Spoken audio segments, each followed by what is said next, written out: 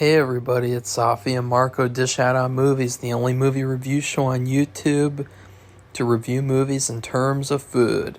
It's just Marco here once again, and I am here today because of a long series of events today. It was a typical day of, sitting around waiting for Safi to do a video, and then, she actually decides at the end of the day not to even do the video, so she's going to have to do two tomorrow. Which, doesn't make any sense when you think about it. It's like, why would you want to do that? But anyways, and then I just couldn't do the Jones Awards today because of my sinus issues. I mean, you can hear it right now. And, I've been having sinus issues like most of today, even though I haven't really had as much trouble the past couple of days with the antibiotic that I've been taking. But whatever. So anyways, I am here to review the second most requested movie on the list of movies that people voted on, and that movie is Drive Away Dolls. This is a movie that was directed by one of the Coen brothers. I think it was Ethan. Is that his name? Ethan Coen? And let me just start off by saying I love Coen Brothers movies.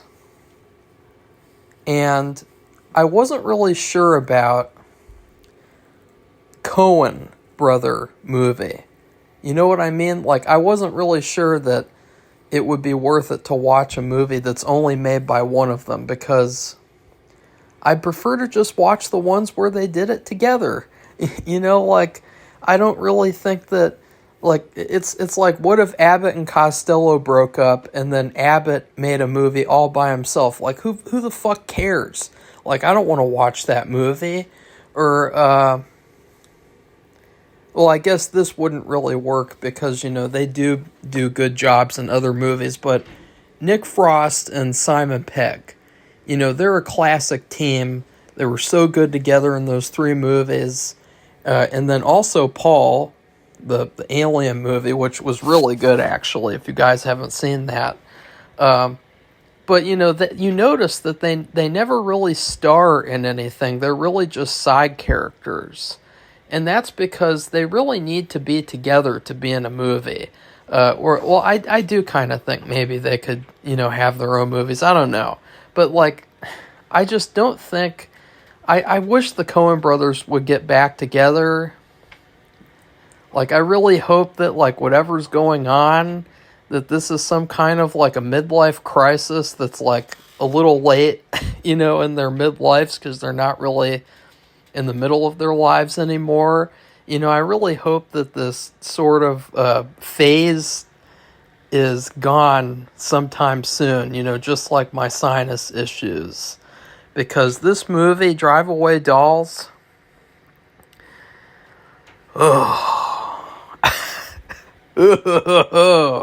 I mean, this movie, I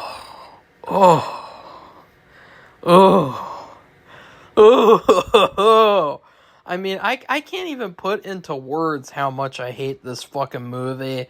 I'm not even gonna yell. I'm not even gonna do, a rant, because I'm just so,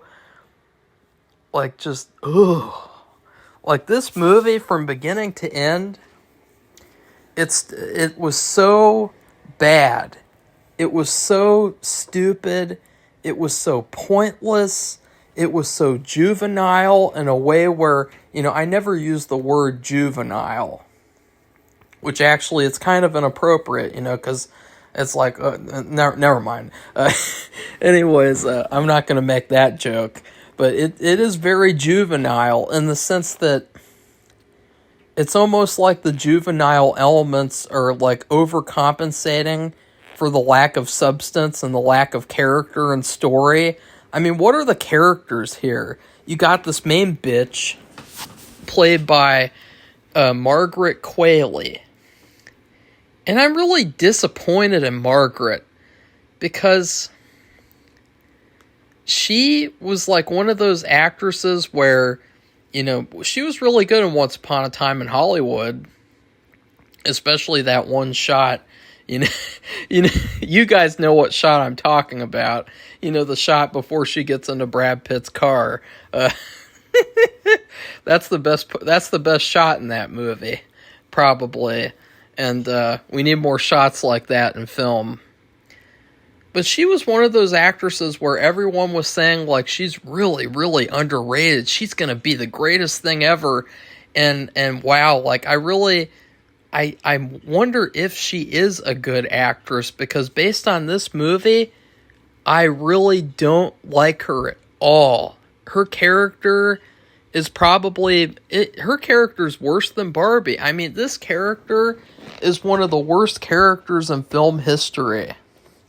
She is so annoying, she is so over the top and cartoony, and she has this really annoying fake accent that she's doing the whole movie, where it's like, I really hate it when people do those like fake accents and they don't even sound right or natural or anything. Like, I hate that type of thing. And her character is basically just a sex addict. I mean, that's all her character is. She's got no other defining qualities besides the fact that she's a lesbian sex addict. And that's one of the big problems with these shitty-ass agenda movies, because this movie was definitely a full-on agenda movie. One of the big problems with these terrible movies is that these people, they can't look past surface-level things about other people. So when they have lesbian characters, that's all they are. They're just lesbians. And all the other characters in this movie, too, they're nothing more than what they are on the surface level. Like, you had these two henchmen, that's all they are. They're just henchmen. And then you had Pedro Pascal at the beginning. He's just a guy. And then you had that Republican senator. He's just Republican senator. These aren't characters. These are cardboard cutouts where, they're played by big-name actors like Matt Damon. Pedro Pascal was in this movie for like 2 seconds. Pascal. And it's terrible, because it's like, it just shows how awful these people's type of worldview is in terms of like other people. Like, because being a lesbian isn't a character trait. Being a Republican isn't a character trait. That's not character. You can't, if you're in a film class, and this film is also, it's basically like a student film, like a fucking shitty ass Coen Brothers ripoff student film. If you're in a film class and the teacher said, you have to come up with a list of characters, and you said, okay, well, there's going to be this main bitch. Her name is Bitch 1, and she's a lesbian. You know what the teacher's going to say? F.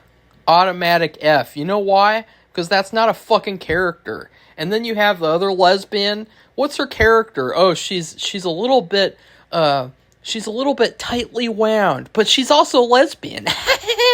And like this and then the third character, the fat bitch. What's her character? She's a policewoman and she's lesbian. Brilliant.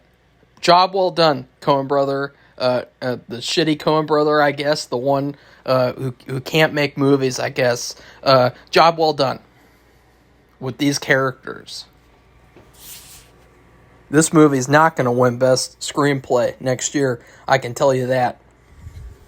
This movie's script would get a fuck you.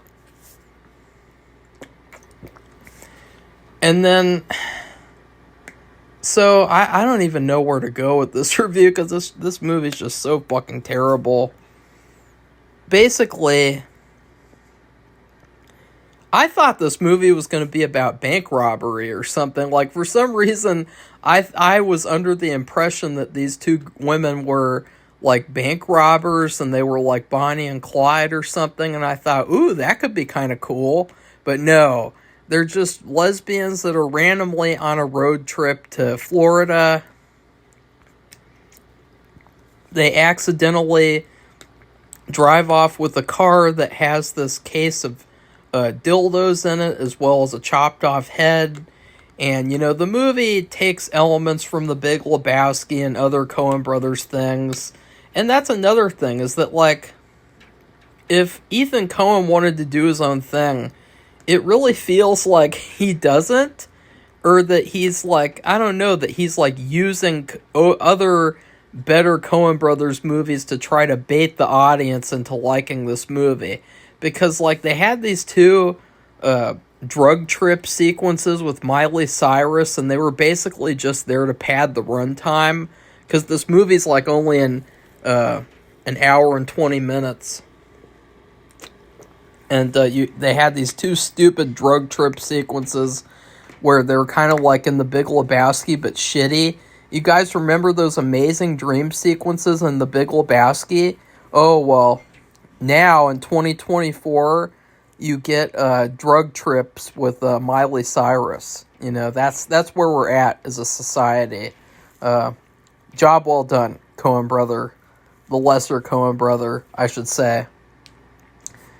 And yeah, like, they go on a road trip, and it's basically kind of like a shitty ripoff of Dumb and Dumber in a way, where you have the two idiot characters who suck, and they're just on a road trip somewhere for some reason. I don't even know. And they accidentally take something that isn't theirs, and then they discover what they took, and they use it to their advantage in the end.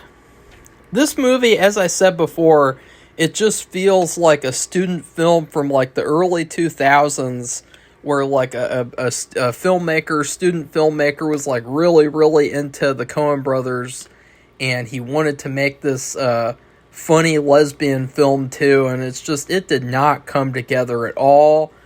Basically, every minute of this movie is spent reminding you that these bitches are lesbians. Like, just over and over and over again. These characters are so unlikable because they don't have characters. All they do is just have sex.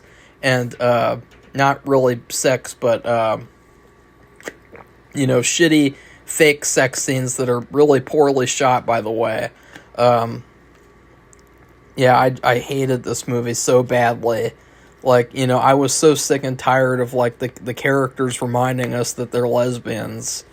Like, as if we didn't figure that out, like, 5 minutes into this shitty fucking movie. And then, I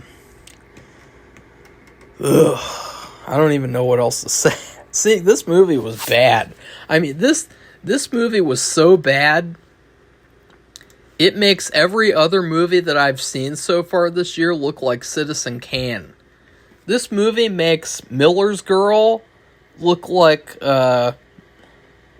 Fright Night. This movie makes Argyle. Well, Argyle's still a piece of shit. I'm not going to give Argyle any credit. This movie makes Race for Glory look like, Heathers. This movie makes Kung Fu Panda 4 look like The Shining. I mean, this movie is so bad. It is so pointless and so bad. It just, when I look at movies like this, I just think, why are these movies allowed to be made? Why? Like, you could have made a movie with substance, with characters that are more than just their sexuality. You could have had a good villain. You could have had a story here. But instead, you decided to do this, what is essentially a really forgettable, stupid, like, just pointless thing that, like, I don't think anyone's going to be talking about this movie in a week. Or actually, people are not really talking about the movie anymore because it's so fucking bad. And the way this movie ends, too, is really queer. Where just this movie, like, I like sex, and I like sex jokes and sex comedy, raunchy stuff, I champion that type of thing. It has to be funny, though. There wasn't a single joke in this movie that I thought was funny. This whole movie was like one giant session of having diarrhea after you have bad Indian food, or bad any type of food, not just Indian, but any type of food, you know, like when you wake up in the middle of the night and you have a horrible stomach ache and you're just like, oh, kill me now, and then you run to the bathroom and you have diarrhea just shooting out your ass, like into the toilet, like just